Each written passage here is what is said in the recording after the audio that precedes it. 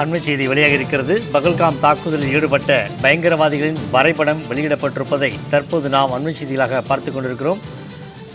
தற்பொழுது பெரும் பரபரப்பை ஏற்படுத்தி இருக்கிறது காஷ்மீரின் பகல்காம் சம்பவம். அந்த துப்பாக்கிச்சூட்டில் ஈடுபட்டவர்களுடைய 3 பயங்கரவாதிகள் வரைபடங்களை தற்பொழுது ஜம்மு காஷ்மீர் காவல்துறை வெளியிட்டிருப்பதை நாம் அண்மை செய்திகளாக பார்த்து கொண்டிருக்கிறோம்.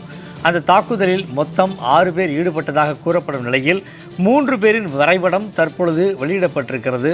3 பேரின் வரைபடம், தாக்குதலில் 6 பேர் ஈடுபட்டதாக தகவல் வெளியான நிலையில் அந்த ஈடுபட்டவர்களில் 3 பேரின் வரைபடத்தையும் காவல்துறை வெளியிட்டிருப்பதை தற்போது நாம் அண்மை செய்திகளாக பார்த்து கொண்டிருக்கிறோம். பகல்காம் சம்பவத்தில் 26 பேர் உயிரிழந்த நிலையில் 17க்கும் மேற்பட்டோர் படுகாயமடைந்த நிலையில் அந்த தாக்குதலில் ஈடுபட்ட 6 பேரில் 3 பேரின் வரைபடத்தை தற்பொழுது காவல்துறை வெளியிட்டிருக்கிறது. ஆஷிப் ஃபெஜி, கலைமான் ஷா, அப்துல் சல்கா ஆகியோர் தாக்குதலில் ஈடுபட்டதாக தகவல் வெளியாகி இருக்கிறது. இது தொடர்பான கூடுதல் விவரங்களை தெரிவிக்கிறார் நமது சிறப்பு செய்தியாளர் யோகேஸ்வரன். யோகேஸ்வரன், பயங்கரவாதிகளுடைய வரைபடத்தை காவல்துறை வெளியிட்டிருக்கிறது, கூடுதல் விவரம் என்ன சொல்லுங்க?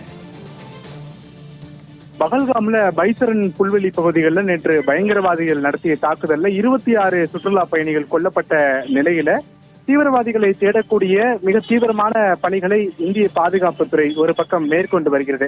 மத்திய உள்துறை அமைச்சர் அமித்ஷா ஏற்கனவே அந்த தாக்குதல் நடைபெற்ற இடத்தை சில நிமிடங்களுக்கு முன்பாக பார்வையிட்ட நிலையில ஜம்மு காஷ்மீர் காவல்துறை தரப்பிலிருந்து 3 வரைபடங்கள் அதிகாரப்பூர்வமாக வெளியிடப்பட்டிருக்கிறது. நேற்று பகல்காம்ல அந்த பைசரன் புல்வெளி பகுதிகளில் தாக்குதல் நடத்திய போது பயங்கரவாதிகளை பார்த்தவர்கள் கொடுத்திருக்கக்கூடிய அடையாளங்களின் அடிப்படையில பென்சில் வரைபடம் தான் அந்த 3 புகைப்படங்கள். அந்த 3 புகைப்படங்கள்ல பயங்கரவாதிகளுடைய முகத்தோற்றம் எப்படி இருந்தது என்பது குறித்தெல்லாம் அந்த வரைபடத்தை வரைந்து ஜம்மு காஷ்மீர் போலீசார் வெளியிட்டிருக்கிறார்கள். அதே நேரத்துல இந்த 3 வரைபடங்களை பாதுகாப்புத்துறையினருக்கு வழங்கி இந்த புகைப்படத்தில் உள்ளவர்கள் ஜம்மு காஷ்மீரில் வேறு எங்காவது பதுங்கி இருக்கிறார்களா என்பது குறித்தான மிக தீவிரமான தேடுதல் வேட்டை நடைபெற்று வருவதாகவும் ஜம்மு காஷ்மீர் காவல்துறை தரப்பிலிருந்து தெரிவிக்கப்பட்டிருக்கிறது. ஜம்மு காஷ்மீர் முழுவதுமே தற்காலிக சோதனை சாவடிகள் அமைக்கப்பட்டு ஒரு தீவிரமான தணிக்கை நடவடிக்கைகள் மேற்கொள்ளப்பட்டு வரக்கூடிய நிலையில பாதுகாப்புத்துறையை சார்ந்த அத்தனை அதிகாரிகளுக்கும் இந்த வரைபடத்தினுடைய காப்பி என்பது கொடுக்கப்பட்டு இதில் உள்ளவர்கள் ஒருவேளை ஏதாவது வாகனத்தில் பதுங்கி இருந்தாலோ அல்லது கடந்து சென்றாலோ அவர்களை உடனடியாக பிடிக்க வேண்டும் என்ற ஒரு உத்தரவு என்பது பிறப்பிக்கப்பட்டிருப்பதாகவும் ஜம்மு காஷ்மீர் காவல்துறை தரப்பிலிருந்து தெரிவிக்கப்பட்டிருக்கிறது.